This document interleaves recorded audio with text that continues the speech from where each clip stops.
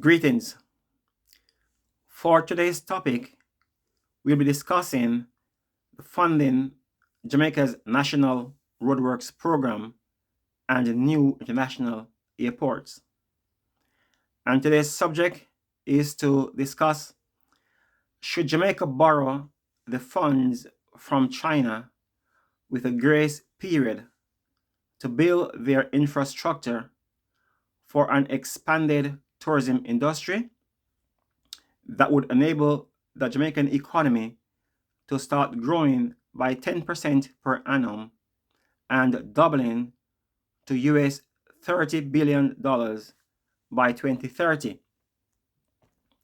I understand that in the past, there may be financial restraints on what successive governments could do in terms of carrying out large projects.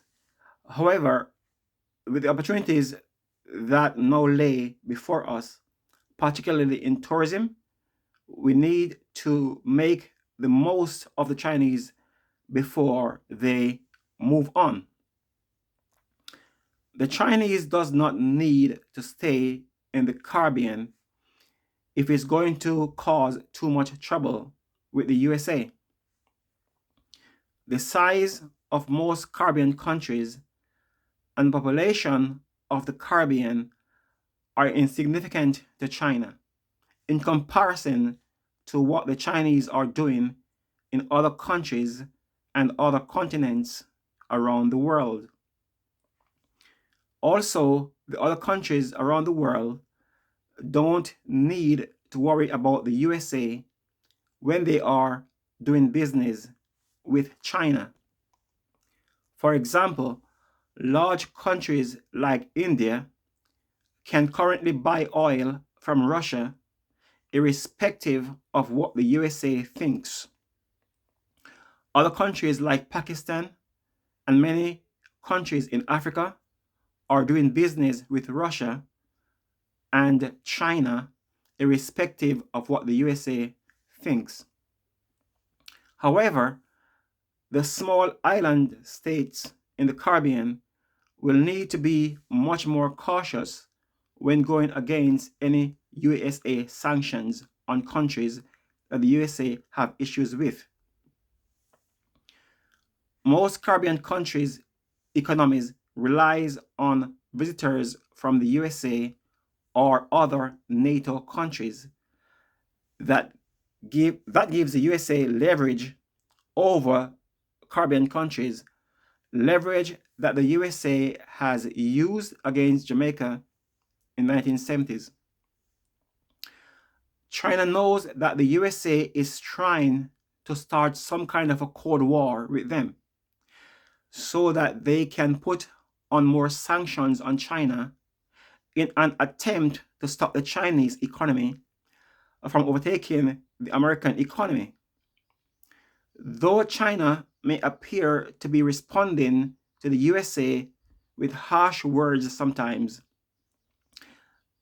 I think it's just a bluff. Things are going well for the Chinese now.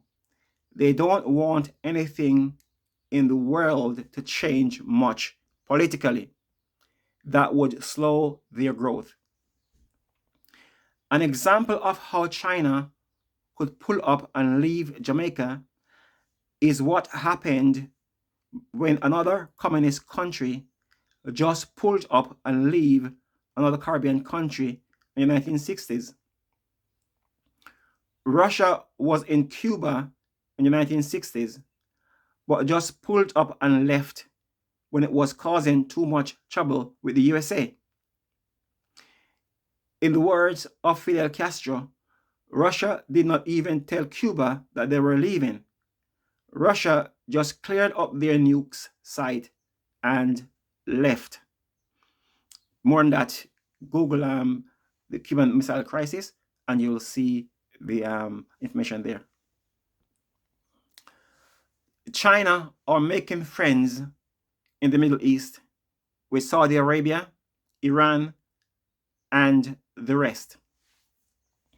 Also, with what China is doing in Asia, Africa, and the Asian countries, they don't really need the Caribbean if it's going to be a problem with the USA. Hence, the urgency should be on Jamaica to get our infrastructure sorted while we have the opportunity. Furthermore, 10 years from now, China will be facing a labor shortage and may no longer be able to send its people abroad to work like they used to. The 40-year-long one-child policy that started in 1979 is already having an effect on China's workforce today, but will become more chronic 10 years from now. Wages have also increased in China significantly for several years now and will continue to do so over the foreseeable future. Hence, the Chinese people may not be willing to go and work abroad 10 years from now like they used to do in the past if they can earn more money in their own country. This will have an impact on companies like Czech in Jamaica 5 to 10 years from now. Hence, it's best if the Prime Minister of Jamaica borrow the funds from China now and start doing the things that he has already announced.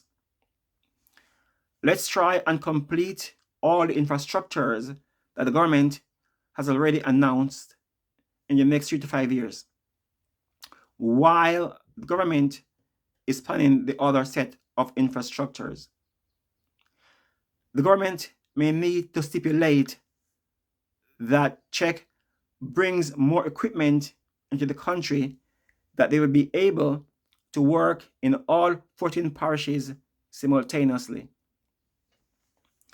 The government of Jamaica need to start working and fulfilling their recent promises of tackling all 20,000 roads in Jamaica and improve them. However, in my opinion, 1 or 2 more international airports are equally, or some could say, should take the priority over the roads. This is because it is the airports, along with the increase in tourism numbers, that is going to pay for all the new infrastructures in Jamaica. Thanks for watching this video. Please subscribe and leave your comments below. God bless you and God bless Jamaica. Until the next video, peace.